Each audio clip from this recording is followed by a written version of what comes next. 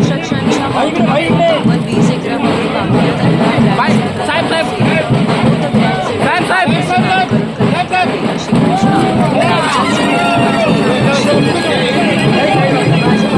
संजय केळकर यांनी ही मागणी केली होती. कोलशेत या ठिकाणी TDR कन्स्ट्रक्शनच्या माध्यमातून 20 एकरमध्ये हे ग्रँड सेंट्रल पार्क बांधण्यात आले आहे. त्या पार्कचे उद्घाटन मुख्यमंत्री एकनाथ शिंदे यांच्या शिक्षण मंत्री दीपक केसरकर, आमदार प्रताप सरनाईक, आमदार संजय केळकर, शिवसेनेचे प्रवक्ते नरेश म्हस्के, पालिका आयुक्त अभिजित बांगर उपस्थित होते. स्नो पार्कसाठी आयुक्तांना सूचना देण्यात आल्या. ठाण्यात स्नो पार्कची काही वर्षापूर्वी योजना आली होती, मात्र हा प्रकल्प अद्याप कागदावर असून त्याची कोणत्याही प्रकारची अंमलबजावणी झालेली नाही. मात्र आपल्या भाषणात मुख्यमंत्र्यांनी पुन्हा एकदा ठाण्यात स्नो पार्क उभारण्यात यावे अशी सूचना ठाणे महानगरपालिका आयुक्त अभिजित बांगर यांना केली आहे.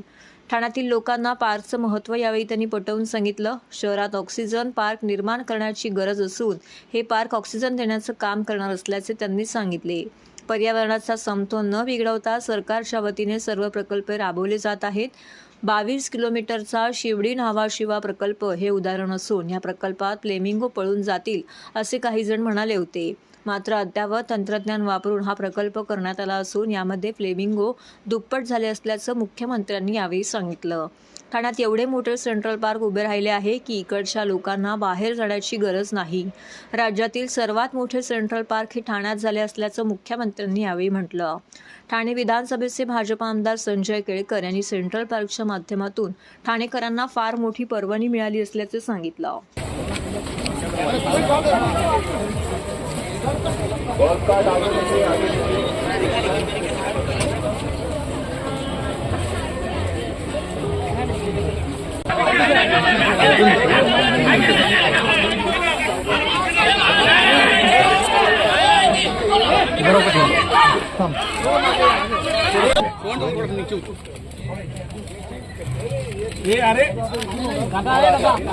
मध्ये येऊन लोग 50 जन है, सबका फ्रेम कर रहे तुम लोग. चालू कर सर,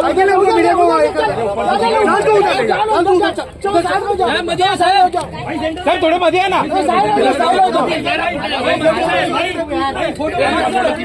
अरे यार तुम पूरा फ्रेम खराब कर रहे यार.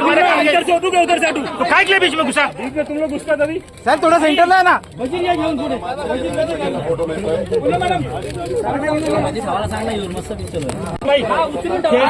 नॅचरल खेळतात तुम्ही.